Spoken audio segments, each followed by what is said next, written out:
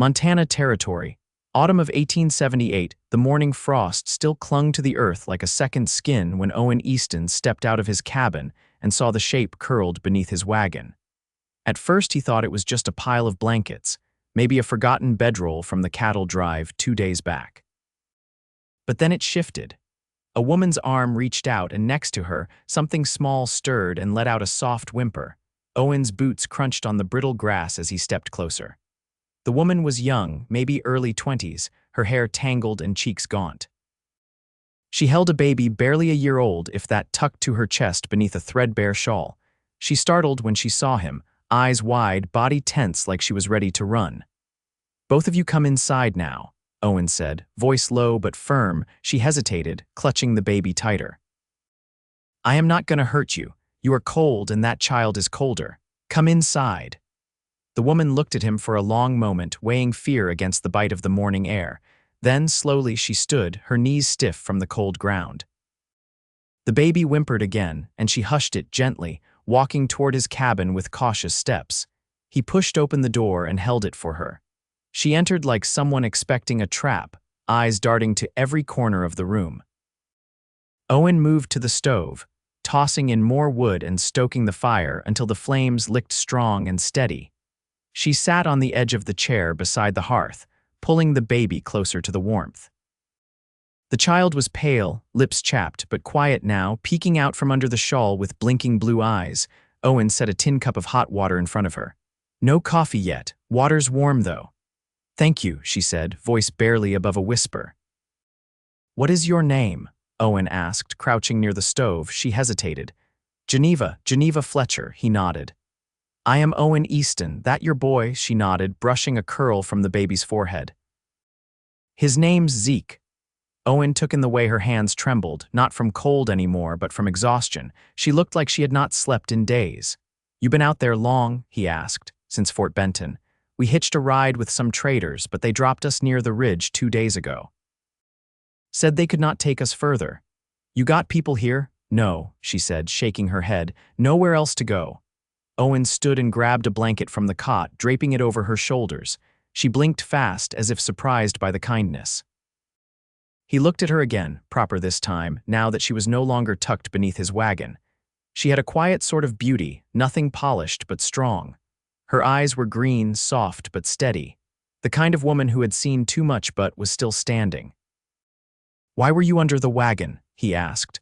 "I was scared," she admitted, staring into the fire. "I saw the cabin and thought maybe someone lived here, but I did not know if you were kind or not, so I waited," he nodded, understanding. "You hungry?" she nodded once, and Owen put together what he had: some dried meat, biscuits from the night before, and an apple he had been saving. She took it all, feeding Zeke first, tearing the biscuit into small pieces and dipping them in water so he could chew. Owen sat across from her, watching the way her shoulders slowly eased. The fire spread warmth through the room, and Geneva leaned back, letting out a breath that sounded like it had been trapped in her chest for a week. "You got people back east?" he asked. "No one left," she said. "My husband died last winter, pneumonia. We were living near Topeka. After he passed, I tried to stay, but there was nothing for me. No work, no help, so I packed what I could and left." Owen's jaw tightened. He had seen too many like her women with babies and no one to turn to, left to cross cold dirt roads and empty towns. "You can stay," he said simply. She looked up at him. "Just for a day or two, until I figure out where to go." "You can stay," he repeated. "As long as you need." Geneva did not answer, but her eyes softened. She reached down and kissed Zeke's forehead, then looked back at Owen with a quiet sort of gratitude. That night, after Zeke had fallen asleep bundled beside the stove, Geneva sat across from Owen at the table. The oil lamp between them cast soft light across her face. "You live out here alone?" she asked. He nodded. 12 years now. No family. My brother died in the war. Parents passed before that. I came out west after, trying to outrun ghosts, I guess." Geneva nodded like she understood. "Sometimes I think I am just trying to outrun the past too, but it always keeps up."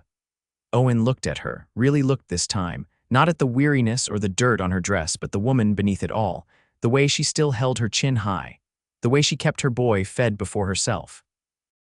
The way she met his eyes and did not flinch.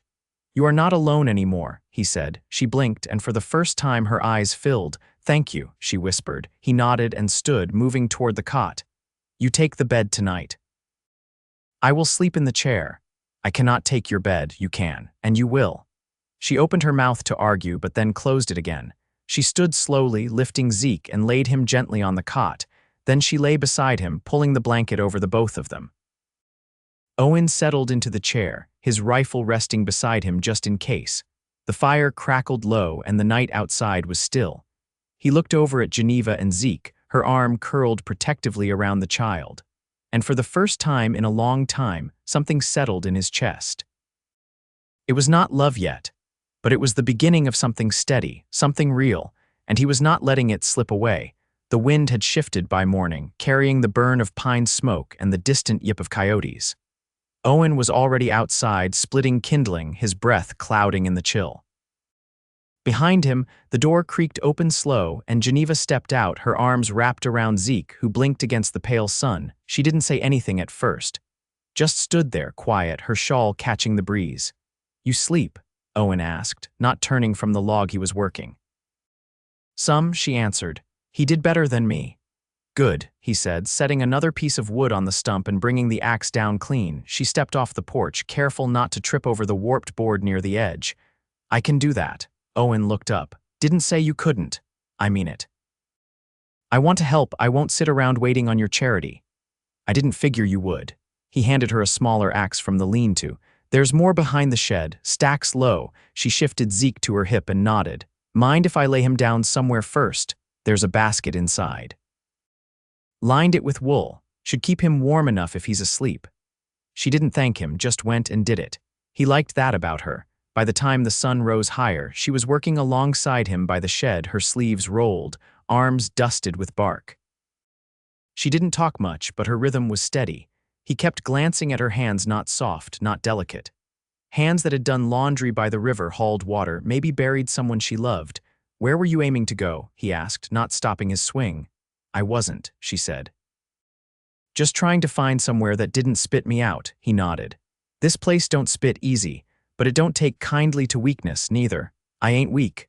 "I know." He split another log, tossed it on the growing pile. "You ever work stock, not cattle, chickens, hogs?" "Helped with one foaling once." "Never too late to learn." She looked at him then, eyes narrowed like she was weighing whether he meant it or was just being kind.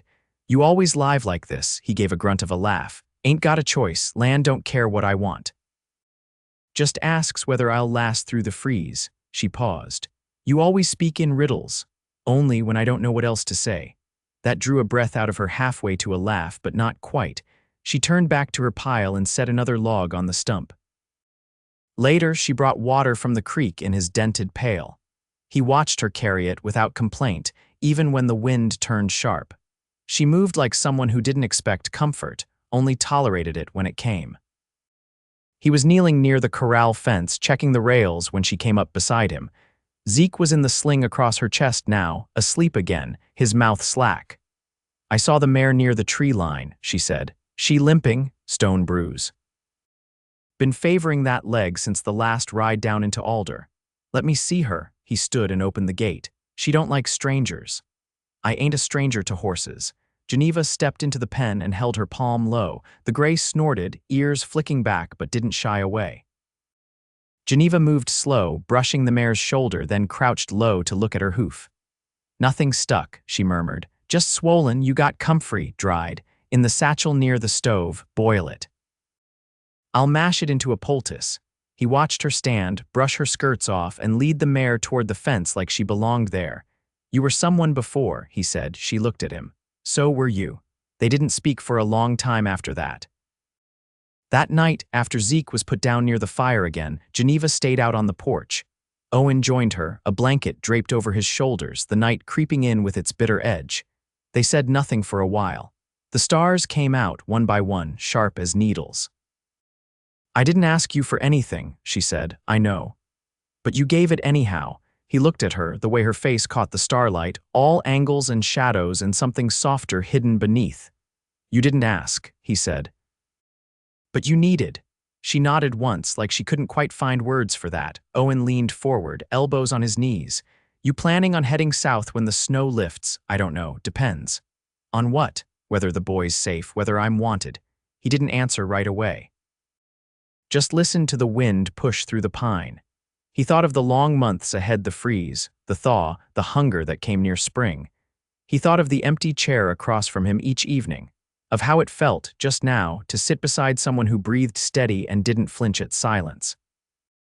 Plenty of room here, he said at last. She turned to him. That's not the same as wanting someone to stay. No, he said. It ain't. She didn't press him, and he didn't say more. But when they stood to go back inside, he opened the door for her, and she stepped through like she belonged. The days folded into one another like worn pages in a ledger.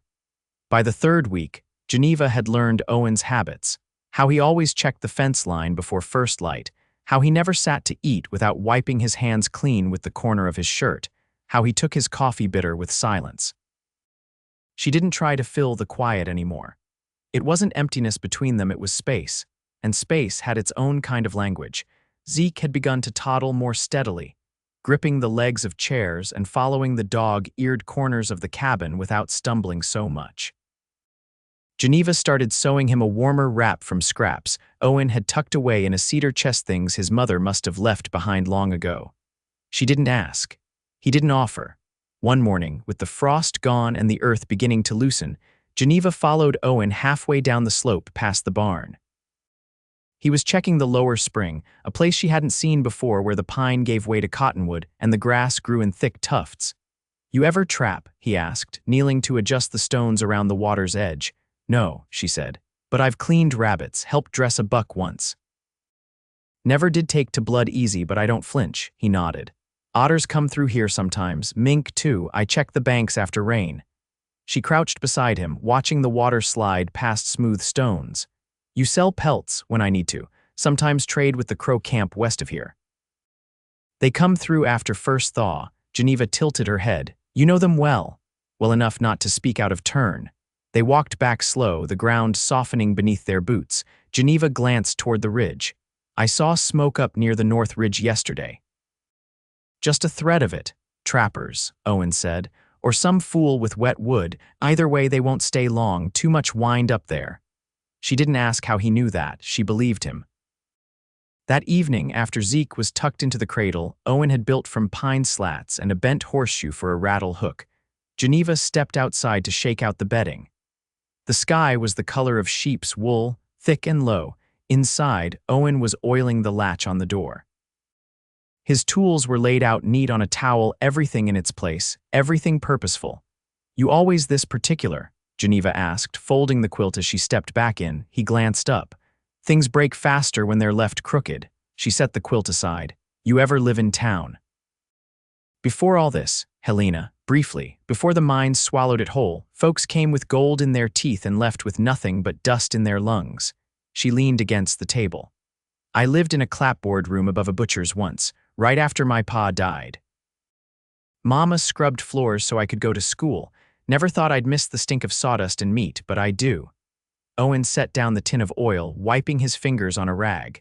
You read. Well enough. Zeke won't sleep unless I hum something or read from the Bible. I've been meaning to ask, do you have any books? In the trunk, he said, motioning toward the corner. Some old ones, mostly ledgers and maps. She opened the trunk, pulling out a small stack. Most were water-warped, but one was still solid blue cloth cover, gold lettering barely legible. She turned it over.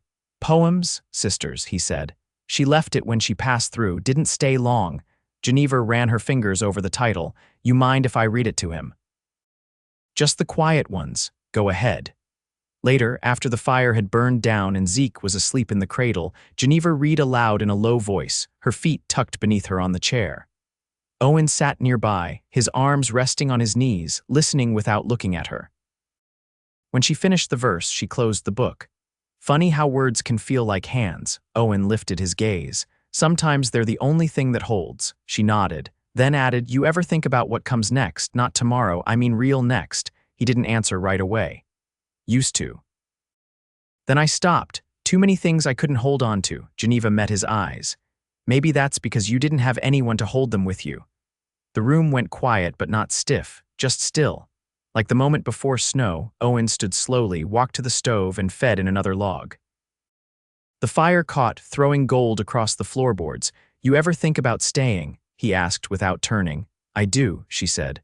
"More than I let on," he nodded once. "Then maybe it's time we stop thinking," and she knew what he meant, not rushed, not sudden. Just something that had been growing quietly, like roots under frost. Geneva stood and crossed to his side. She didn't touch him, not yet, but she didn't have to. The choice was already made, and neither of them would walk it back.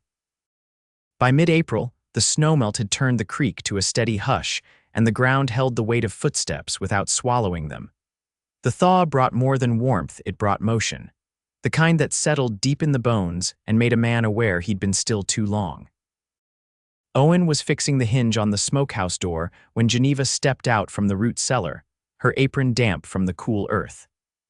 Zeke sat in a patch of sunlight nearby, tugging clover from between the rocks, pressing it to his nose like it might tell him something. "You've got mice down there," she said, brushing her hands against her skirt. "They've been at the seed sacks." "I'll set traps tonight," Owen replied, not looking up from the hinge. "You find the onions. Some, the rest won't keep much longer." "I can pickle what's soft." "Do it," he said, then added after a beat, "You'll need more vinegar." "I know how to make it." She walked past him toward the house, pausing only to lift Zeke from the ground and press a kiss behind his ear. The boy squealed, reaching for her braid. Owen kept working, but his eyes followed them. That evening, Geneva sat cross-legged on the cabin floor, sorting through the dried herbs while Zeke napped in the crook of a folded quilt. Owen carved a new latch peg by the fire, his hands working slow and careful. "I saw a rider yesterday," she said, not looking up. "Between the ridge and the tree line." He set the blade down. "Color on the horse, dark bay, big shoulders, looked like a man, but I was too far to say." He didn't come close. "No." "Just pass through." Owen leaned forward, elbows on his knees. "If he comes back, you stay inside, take your rifle. I know how to shoot." "I don't doubt it, but I'd rather you not need to," she nodded. "I'll keep Zeke close." They both sat quiet for a while, the fire crackling low. Outside, the wind had gone still. Owen broke the silence first. "You ever think about teaching?" She raised an eyebrow. "Children, reading, numbers. There's talk of a schoolhouse being built near Sheridan. They'll need someone come fall." "I never taught," she said. "Just learned enough to keep from being cheated. You've got more patience than most, and you don't talk just to fill air," she laughed softly. "That's your way of saying I'm quiet. It's my way of saying you listen." She turned toward the fire, her face lit in gold. "If we went to Sheridan, what would happen to this place?" "I didn't say we were going anywhere. But you thought about it," she said, voice low. He didn't answer right away. "I think about what's best for him." Her gaze dropped to the sleeping boy. "Me too." The fire popped and Zeke stirred. Geneva reached out, settled her hand on his back until he stilled again. When she looked up, Owen was watching her. Not like a man taken by beauty, but like someone realizing they'd been holding their breath. "You ever think about marrying again?" she asked, voice even. "Once," he said. But the woman had her heart set on Denver. "I didn't." "What changed?" "I stopped waiting for someone who'd stay." Her eyes didn't flinch. "You think I'd leave?" "I think you haven't answered that yet." She stood and walked slowly toward him, kneeling beside his chair.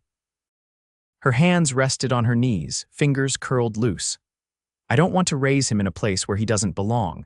I want him to know what steady feels like." Owen reached out, laying a hand over hers. "Then stay." She nodded, eyes shining in the firelight. "But not just as a guest." "You were never that," he said. He stood, helped her to her feet, and held her hand longer than was needed. That night, after the fire burned down to coals, he laid another blanket on the bed and said nothing when she stepped closer to him, Zeke asleep in her arms. She set the boy down in the cradle, then turned to him. "This place, it could be home." "It already is," he said, and when he reached for her, it wasn't hurried.